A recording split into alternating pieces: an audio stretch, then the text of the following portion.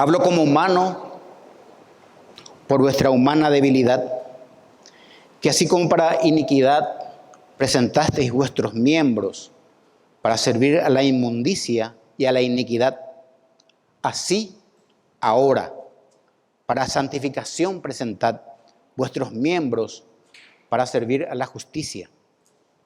Porque cuando erais esclavos del pecado, eras libres acerca de la justicia. Pero ¿qué fruto teníais? Pero ¿qué fruto teníais de aquellas cosas de las cuales ahora os avergonzáis?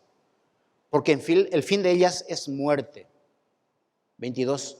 Mas ahora que habéis sido libertados del pecado y hechos siervos de Dios, tenéis por vuestro fruto la santificación y como resultado la vida eterna. Porque la paga del pecado es la muerte, mas el regalo de Dios es vida eterna en Cristo Jesús, Señor nuestro. Gracias, Padre, por esta hermosa mañana. Estamos reunidos de nuevo delante de tu palabra y hoy queremos que nos hables, que nos amonestes y que nos alientes a través de ella. Te agradecemos por todo, por tu amor y tu fidelidad, en el nombre de Cristo Jesús. Amén. El primer punto del sermón pasado, habíamos leído un principio que dice que la libertad del pecado nos llama a practicar una vida piadosa. Nos llama. Y el segundo punto de esta mañana, vamos a citar un principio que dice, y lo que vamos a pasar a estudiar desde el versículo 20 al 22, la libertad del pecado nos promete la vida eterna. La libertad del pecado nos promete la vida eterna. 3 de los 4 versículos de lo que vamos a estudiar tiene escrito la palabra pecado. Y ustedes pueden ver ahí. Y el cuarto habla de su consecuencia. Versículo 20 del capítulo 6 dice, esclavos del pecado. El 22 dice, libertados del pecado. Y el 23 dice, la paga del pecado. Y el versículo 20, vamos a empezar a estudiar, dice, porque cuando erais esclavos del pecado, erais libres acerca de la justicia. Cuando servíamos al pecado, no teníamos nada que ver con las exigencias de Dios. Hemos estudiado el domingo. La versión Nueva Internacional traduce de esta manera, cuando ustedes eran esclavos del pecado, le dice Pablo a su audiencia, estaban libres del dominio de la justicia. La palabra de Dios hace una gran distinción, hermanos. No da un punto medio, sino hace una gran distinción entre lo uno y lo otro. O sos uno o sos otro. Es decir, las personas no salvas, los cuales son inconversos, ¿están también libres de la justicia? Y es sinónimo también de los que no tienen como amo a Cristo. Pablo está diciendo que un compromiso entre el pecado y la justicia ni siquiera puede pensarse. Un compromiso, cuando no está comprometido con el pecado, ni puede pensarse ni siquiera en servir a la justicia. No se puede hacer las dos cosas. O uno es siervo del pecado, o uno es siervo de las exigencias de Dios. Un pecador está comprometido con el pecado y un creyente está comprometido con lo que Dios exige. Tiene que quedar claro. No porque yo lo diga, la Biblia dice. De hecho, y piensen conmigo que Dios no espera nada del hombre pecador, a menos que sea el arrepentimiento. Dios no espera nada de los que son esclavos del pecado, es decir, de los inconversos. Ellos no pueden hacer nada para Dios, ni están motivados a hacerlo, y así debe ser. No tienen motivación de servir a Cristo. Y aunque lo hagan, hermanos, aunque una persona sea moralista y haga buenas obras, Dios no los conoce. Dios no los conoce. Son enemigos de Dios por causa del pecado. Aún no han sido redimidos sus corazones. Y una cima profunda con C, con S, una cima. Una cima con C es un lugar empinado alto, pero una cima con S es un precipicio que no tiene fondo. Una cima profunda los separa del amor de Dios. Por eso son libres los pecadores de las exigencias de Dios. Están casados con la esclavitud del pecado. Están casados. Hay un versículo en el capítulo 7 de 23 y 24 de Mateo que habla perfectamente de este tema. Capítulo 7, 23 y 24 de Mateo. Dice el Señor Jesucristo: muchos me dirán en aquel día, Señor, Señor, ¿no profetizamos en tu nombre? Y en tu nombre echamos fuera demonios. Y en tu nombre hicimos muchos milagros.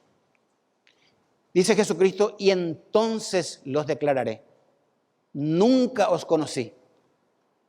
Esta palabra nunca es un énfasis. Nunca los conocí. Apartados de mí, hacedores de maldad. Estas personas estaban haciendo cosas para Cristo. Estaban utilizando dones. Cristo no los conocía. Esa es la gran diferencia, y no hay término medio entre uno que vive según las exigencias de Dios y uno que vive conforme a la esclavitud del pecado. Dijimos un término importante: un hombre no puede servir a dos señores. Es imposible. Por naturaleza humana, el hombre no puede hacer esto. Servir a dos amos. Amar al amo pecado y también al amo la justicia. El Señor Jesucristo mismo dijo: porque a uno amarás y al otro aborrecerás.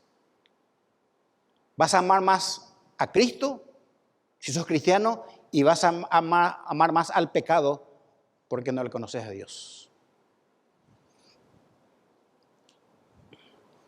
Estas actitudes se excluyen mutuamente. No podemos servir. Es agua y aceite. No hay posibilidad de mezcla. Es más, Dios siempre habló que aborrece la mezcla. Comenta un predicador: hoy en las iglesias nos escuchamos mucho del concepto de esclavo.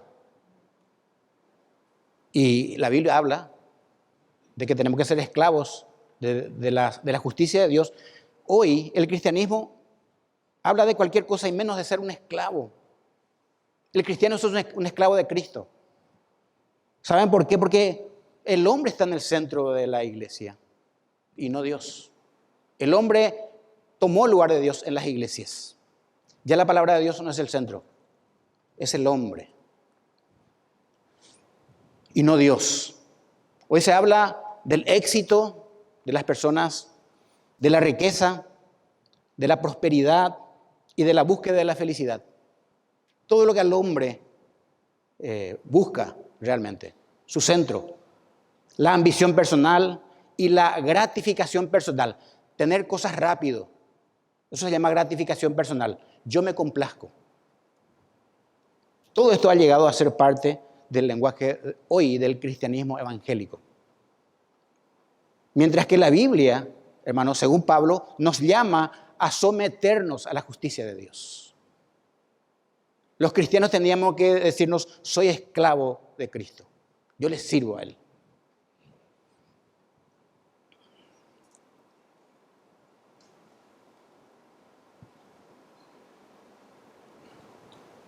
Pablo dice: imposible está en dos aguas.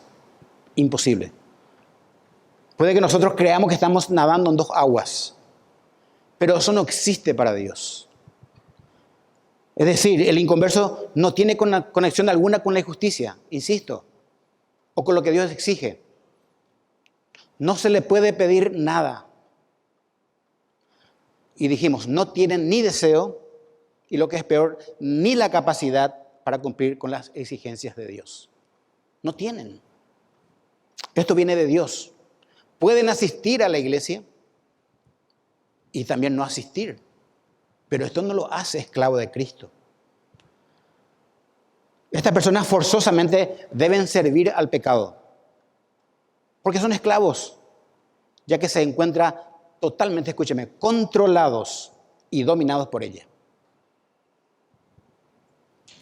Hay un pasaje en Juan 8:33, Jesucristo hablando y testificando a los fariseos, dice Jesucristo, le respondieron los fariseos, estos religiosos, le dice, linaje de Abraham somos. Nosotros somos descendientes de Abraham. Tenemos la religión de antaño, de siglos. Y escuchen, les dice estos religiosos, y jamás hemos sido esclavos de nadie.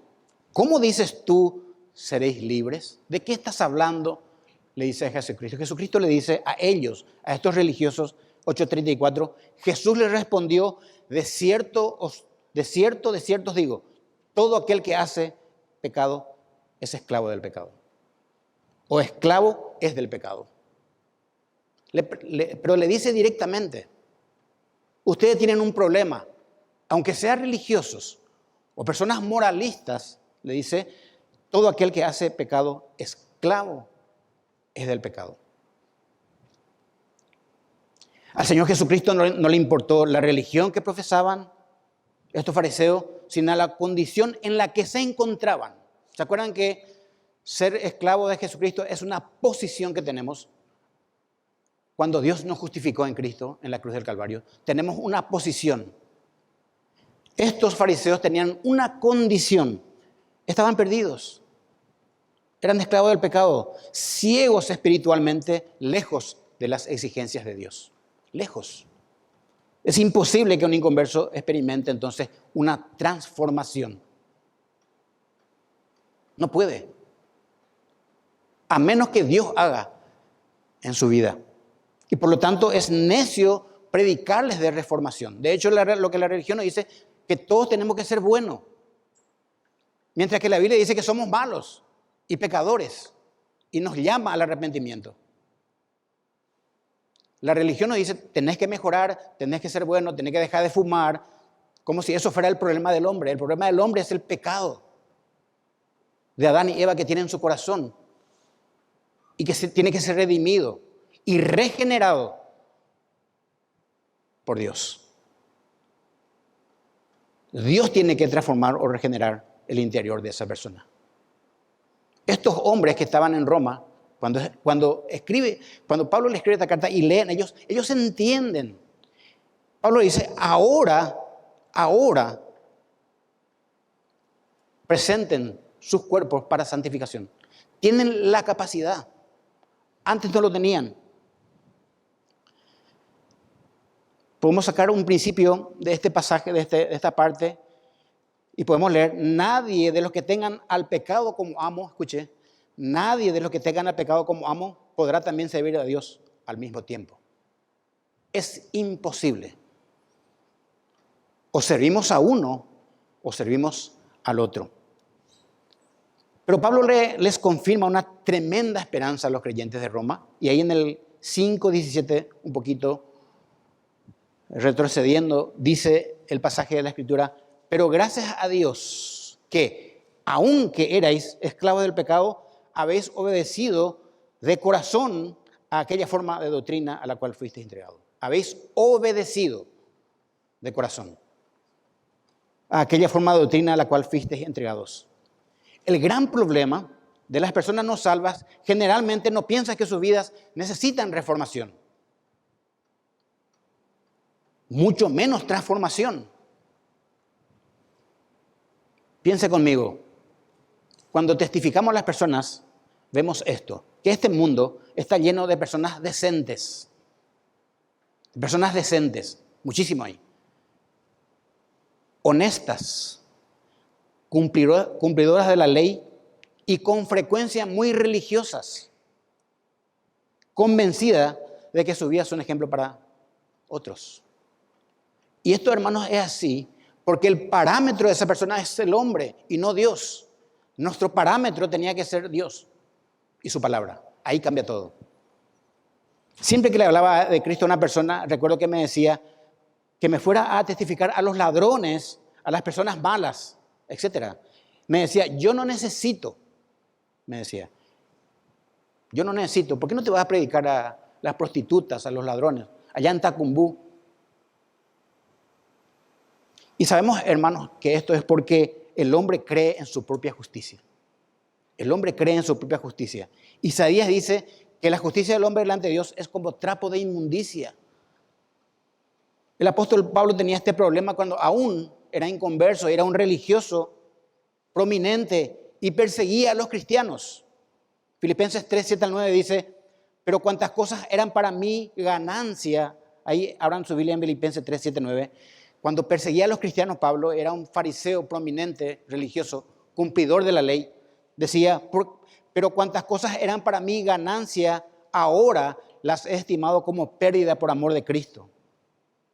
Y ciertamente aún estimo todas las cosas como pérdida por la excelencia del conocimiento de Cristo Jesús, mi Señor, por amor del cual lo he perdido todo el título que tenía de ser un fariseo prominente, de un religioso, dejé todo y lo tengo por estiércol, basura, para ganar a Cristo y ser hallado en Él. Y ahí está, no teniendo mi propia justicia. Pruebe usted mañana, lunes, empieza a testificar y la gente va a sacar su propia justicia, que es por la ley, sino la que es por la fe de Cristo, la justicia que es de Dios por la fe. Y esto es una paradoja, hermanos. Muchas veces los creyentes se consideran por su humildad pecadores delante de Dios. Esto es humildad. Que el creyente diga, somos pecadores. No es que sea un pecador no redimido, pero el creyente por su humildad dice, sí, soy pecador delante de Dios. Pablo dijo que era vendido al pecado.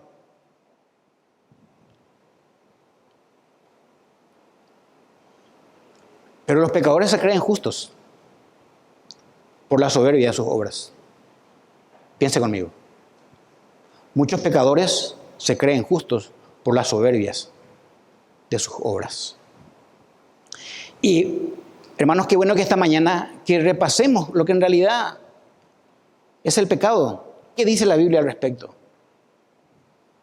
A veces podemos tener un error conceptual sobre la misma y no debemos tomarlo a la ligera. Piense conmigo. Dice, pecado es transgresión de la ley de Dios. En 1 Juan 3:4 dice, todo aquel que comete pecado infringe también la ley, pues el pecado es infracción de la ley. Leo de nuevo, 1 Juan 3:4. Todo aquel que comete pecado infringe también la ley. Es un infractor, pues el pecado es infracción de la ley. Hay un concepto también de pecado que es hamartía, que es errar el blanco. No le doy al blanco, hierro. Y errar es pecar.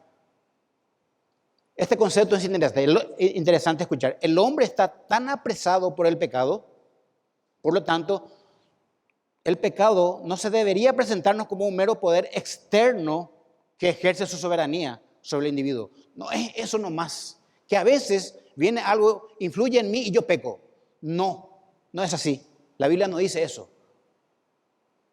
Sino como algo que se ha introducido en nuestras mismas fibras, en el centro de nuestro corazón del ser humano, hasta ocuparlo como un enemigo ocupa un país. Si así no lo tomamos el pecado, vamos a tomarnos muy a la ligera. No es su influencia externa, está en el corazón del hombre, el pecado. Piense conmigo. Por eso pensamos primero mal y después pensamos bien primero. Decimos mal y después decimos bien. Todo. El resultado es que somos esclavos del pecado. Entendamos esto, que una persona es esclavo del pecado y libre de la justicia, o viceversa, o es lo uno o es lo otro. No hay término medio, por lo menos para Dios. Y a veces le predicas a un religioso y dice, ustedes son igual que nosotros. No es cierto. No es cierto. El cristiano, el creyente, no es esclavo del pecado. Es esclavo de Cristo. Romanos 6:21, para continuar, dice, pregunta Pablo, después de hablar esto del pecado, pero ¿qué fruto teníais, dice Pablo, de aquellas cosas de las cuales ahora os avergonzáis? La intención de Pablo es mostrarles lo que el pecado ha hecho en sus vidas, para que de una buena vez presenten sus cuerpos al Señor. La Nueva Versión Internacional dice, ¿qué fruto cosechaban entonces del pecado? Cosas que ahora los avergüenzas y lo conducen a la muerte. ¿Qué provecho quitaron? En realidad ninguno. Los que nos hemos convertido mucho tiempo, después de probar el pecado del mundo, los que nos hemos convertido después de tiempo, nos hemos dado cuenta de que no hemos quitado nada del pecado. Ahora a veces nos acordamos o vemos cosas que hacíamos antes y nos avergonzamos. Que realmente es una señal de que uno se ha convertido realmente a Cristo. Pablo, después de hacer la distinción de los esclavos y los amos, va a pasar a exponer la vida pasada y vida presente de su audiencia y lo que les espera. Por consiguiente, Romanos 7:5 dice, por cuando nuestra naturaleza pecaminosa aún nos dominaba, las malas pasiones que la ley nos despertaba actuaban en nuestros miembros de nuestro cuerpo y daban fruto para muerte. Vuelvo a leer 7:5 de Romanos, ahí está. Porque cuando nuestra naturaleza pecaminosa aún nos dominaba, las malas pasiones que la ley nos despertaba, actuaban los miembros de nuestro cuerpo y dábamos frutos para muerte. El año pasado unos ex amigos que tenía antes en mi vida pasada, me enviaron por las redes sociales en mi celular una foto de la época que andaba de farra en farra, antes de conocer a Cristo. Y le mostré a una de mis hijas y se apretó la cabeza. Y me dice, no puedo creer esta foto, papá. Y si vos no crees, yo menos, le dije. Realmente me avergonzaba. Y hoy puedo decir, ¿qué fruto quité de aquellas cosas? Me avergüenzo. Eso es lo que produce el pecado en nuestra vida. Y si es nuestra vida pasada, en cuanto que éramos esclavos del pecado, solo nos trae vergüenza, ningún provecho, escuchen, hemos sacado de ella. Y estuve pensando, ¿cuáles son algunos frutos del pecado? Hay miles. Anoté algunas. Piense conmigo. El pecado produce separación espiritual de Dios. No podemos imaginarnos, hermanos, cuando Adán y Eva pecaron por la primera vez contra Dios. Ese suceso. Hoy el pecado es, no sé, moneda de cambio. Pero me imagino, allá en el huerto, cuando estaban como unas criaturas perfectas, Adán y Eva, pecaron la primera vez. Imagínense que el deseo de ellos fue esconderse de la presencia de Dios. Esa reacción dio haber pecado. Esconderse de la presencia de Dios, que es imposible. Otro es el corte de la comunión con Dios. Sabemos todo. Pecamos y se corta nuestra comunión con Dios. Y debemos entender que cuando pecamos contra la santidad de Dios. Realmente. Y se produce un corte de la comunión con Dios. El rey David, cuando confesó su pecado, cuando se acostó con una esposa ajena, hasta le pide a Dios, hermanos, que no retire la capacidad que Dios le había dado de reinar junto con el Espíritu Santo. Él le pide a Dios, no me eches de delante de ti, ni no quites de mí tu Santo Espíritu. Es decir, no quites de mí la capacidad que me diste para reinar, Dios, por este pecado. Te confieso como pecado. Te confieso. Pero también el pecado produce temor, vergüenza y dolor.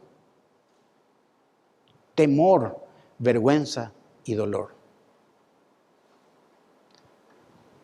Estas son emociones que se trastornaron, escuchen hermano, y formaron parte del hombre cuando el pecado entró en el mundo. Nuestro hermano Eduardo estuvo orando cuando pasó acá a decir, no sabemos qué pasó en la semana con nosotros. Sin duda, hemos sentido dolor por las cosas que vemos, por las cosas que nos sucedieron. Hemos sentido vergüenza o hemos sentido temor. No era así antes. No era así antes, pero el pecado entró en el mundo y el hombre sufre estas consecuencias. Y hermanos, de estas cosas Dios nos liberó.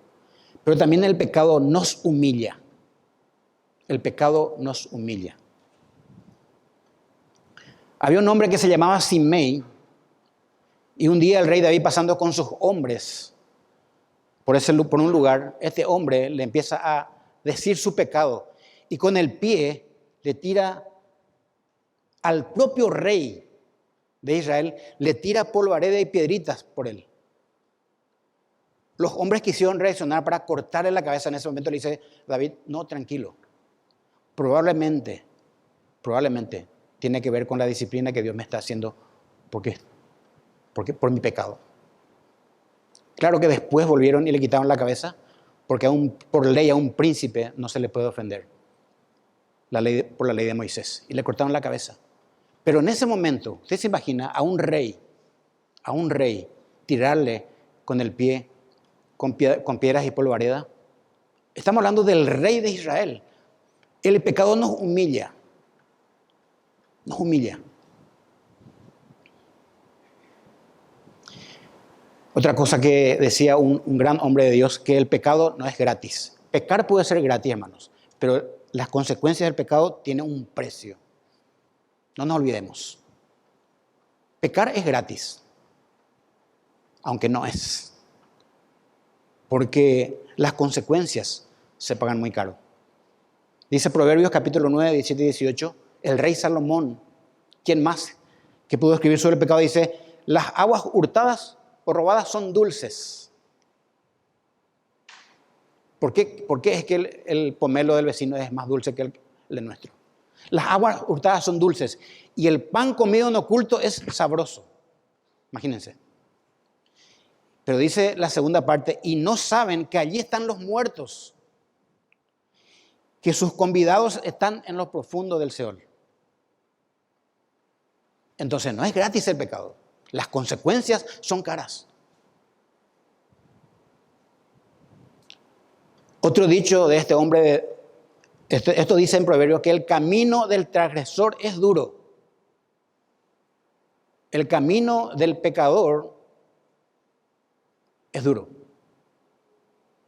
Y yo me imagino los jóvenes, por lo menos de nuestra iglesia, las que conozco, que deben contenerse y privarse de muchos placeres del mundo.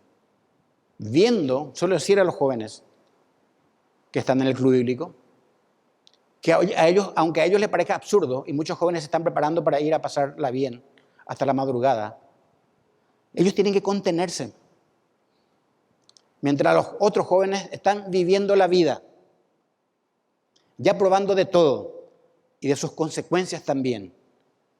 Y le digo a ellos, pero si saben esperar, jóvenes, si saben esperar, Dios le va a hacer vivir o tocar días buenos. Es cuestión de que tengan fe.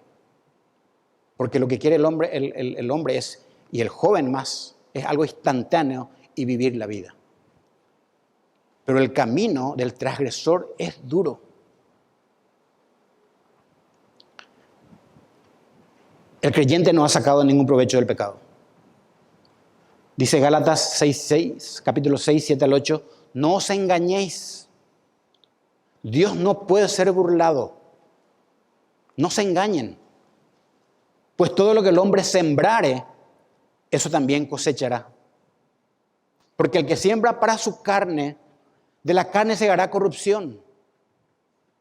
Mas el que siembra para el espíritu, el que estudia la Biblia, el que se congrega, el que trata de vivir la santidad, segará vida eterna.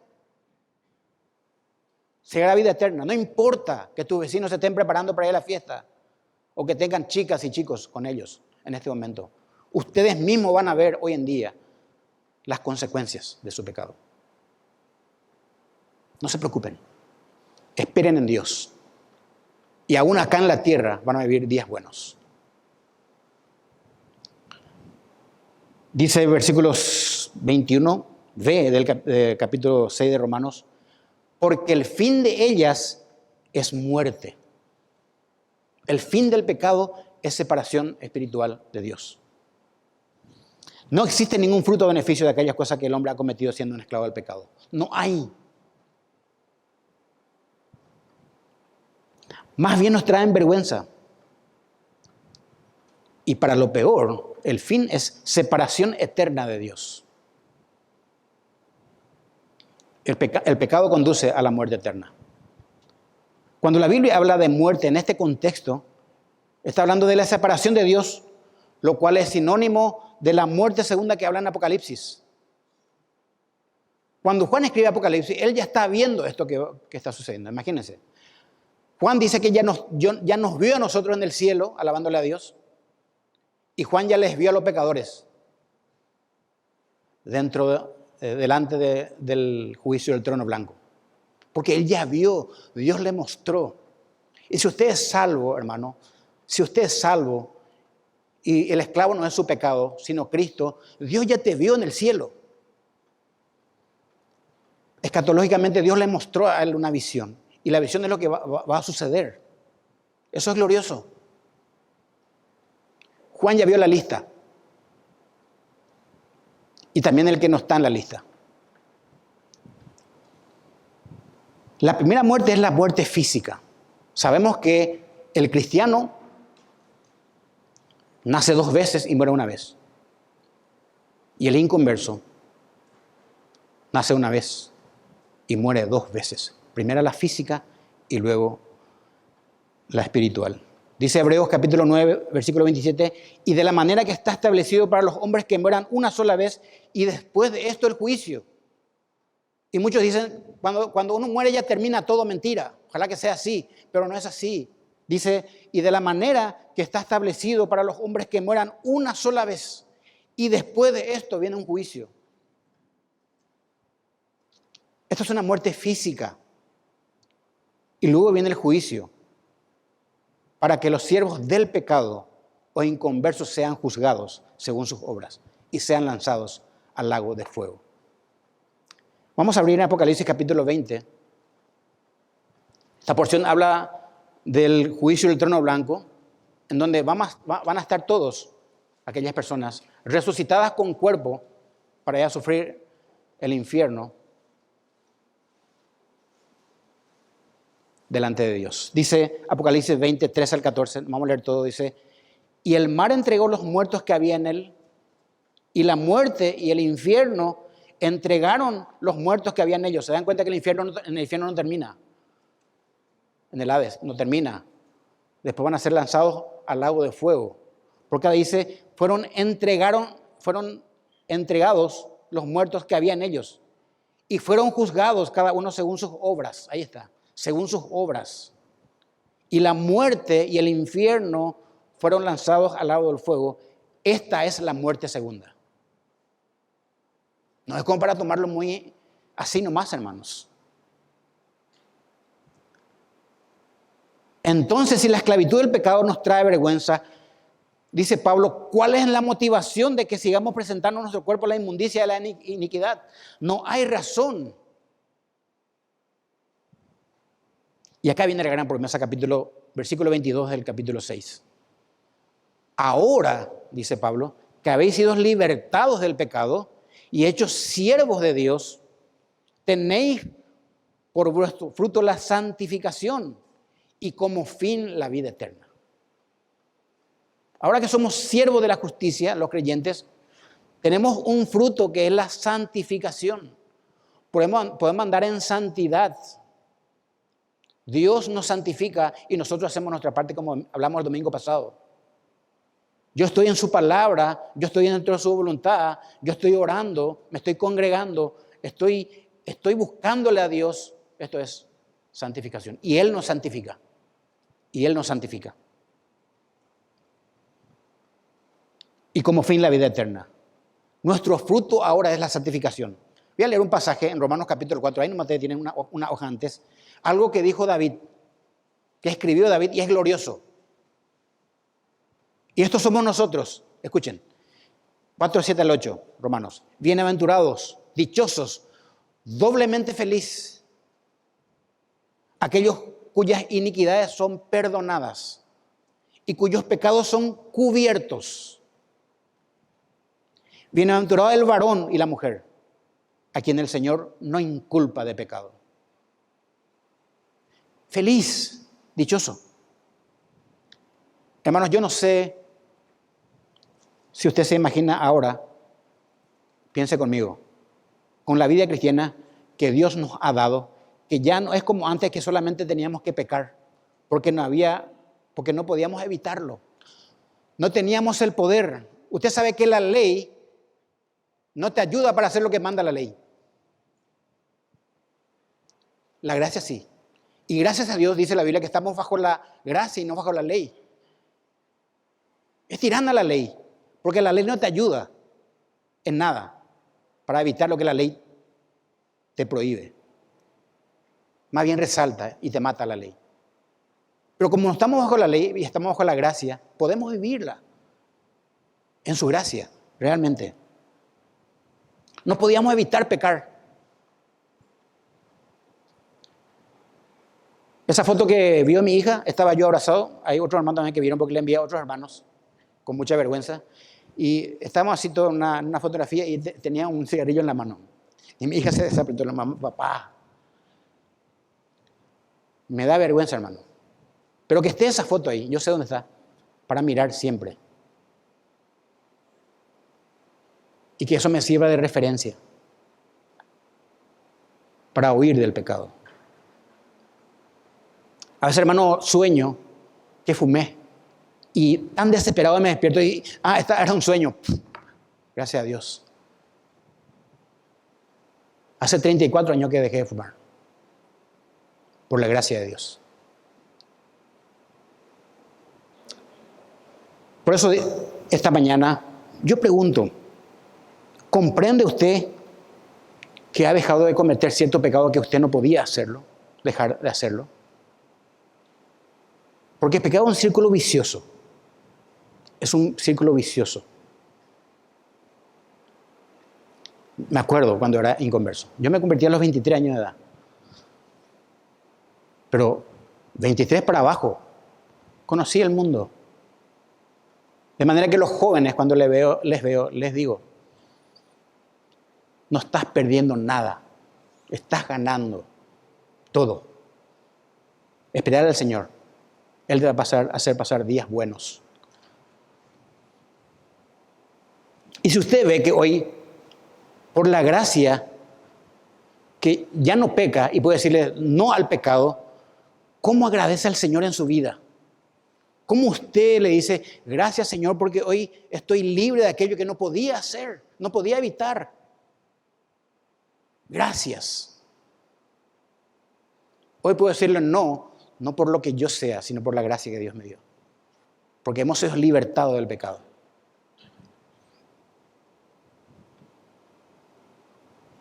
Ahora, libertados del pecado es importante, hermanos. Vos soy impoluto, ahora no pecas más, no es cierto. No significa que el creyente esté exento de cometer algún pecado y que ya no sea capaz de pecar imposible. La libertad de la cual habla aquí es sin excepción alguna de que todo ser humano, por todo el ser humano que pone su confianza en Cristo. Y que esta persona ha sido libertado del pecado y puede decirle al pecado, ya vos no sos mi amo, te cambié o alguien me compró. Se llama Jesucristo. Hace poco un hermano dijo algo interesantísimo, que cuando viene el pecado a golpear nuestra puerta, decirle un ratito, pero un ratito voy a llamarle a Jesucristo a ver qué dice. Y cuando le dices que vino el pecado, Jesucristo, ¿qué puedo hacer? Te vas a la puerta, Él va a desaparecer de ahí. Resistí al diablo y Él huirá de vosotros. Contale que tenemos un nuevo amo. Decirle a Jesucristo, me viene un ratito, me encantó esto que dijo este hermano. No te comprometas con el pecado de decir, yo puedo. No podés vos. Realmente te digo, por experiencia. Vos no podés, no tenés la fuerza. En Cristo sí. En Cristo sí.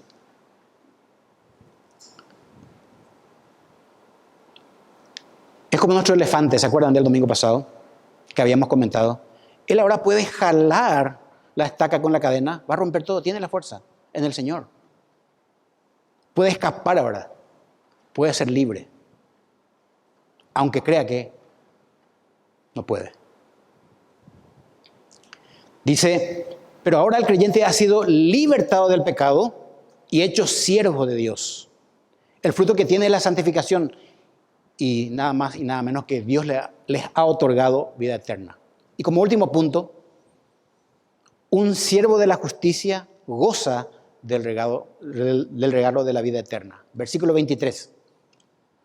Dice Romanos 6:23, porque la paga del pecado es muerte, mientras que la dádiva de Dios es vida eterna en Cristo Jesús, Señor nuestro. Hermanos, este versículo expresa dos absolutos ineludibles, que Dios no vaya en contra de su palabra y que ya están escritos, o dos incondicionales inevitables. Repito, son dos absolutos ineludibles. La paga del pecado es muerte. El regalo de Dios es vida eterna en Cristo Jesús. Está diciendo que el salario del pecado es la muerte. Es lo que el pecado paga.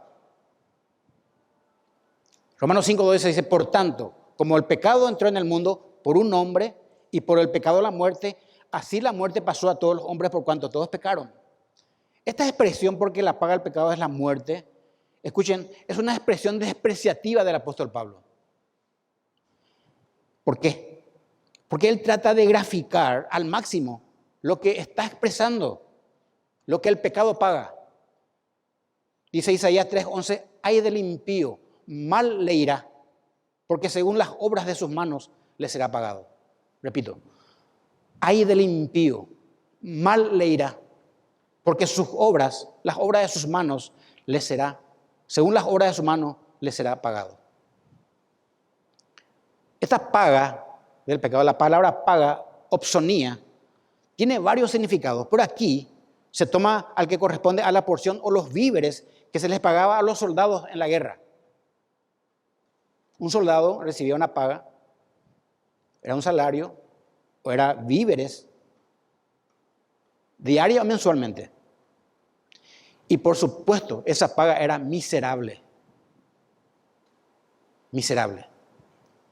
Dando a entender cuán miserable y pobre es la paga que van a recibir los pecadores por su pecado.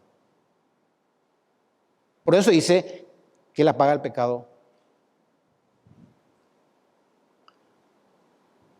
es muerte.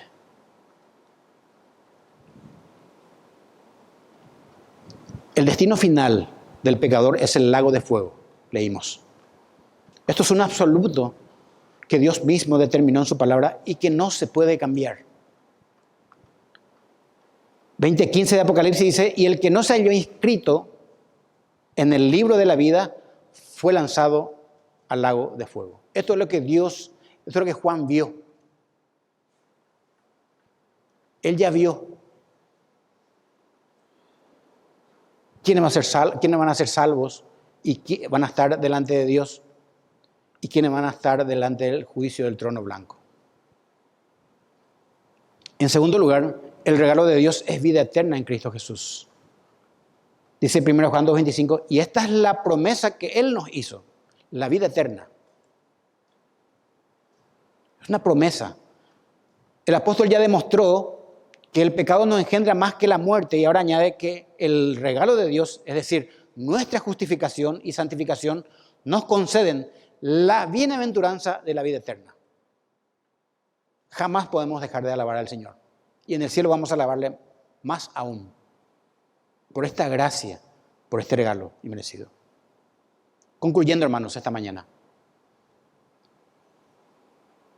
Esto es parte, no más, es parte de lo que el poder del glorioso evangelio de nuestro Señor Jesucristo ha hecho en nuestras vidas al justificarnos delante de Dios y hacernos su esclavo, su hijo, herederos. Eso significa ser libertados del pecado por pura gracia. Como hijos suyos, deberíamos alabarle por siempre en nuestras vidas. Vamos a orar. Gracias, Padre, por esta hermosa mañana. Hemos concluido una parte de Romanos que habla de santificación, de que podemos vivir una vida de santificación progresiva. Y te agradecemos por ello.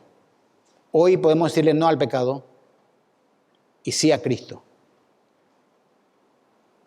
Y el fruto es la santificación y el resultado es la vida eterna. Te agradecemos por ello. En tu mano encomendamos nuestras vidas y esta hermosa mañana, Señor, que nos hemos reunido en tu nombre, en el nombre de Cristo Jesús. Amén.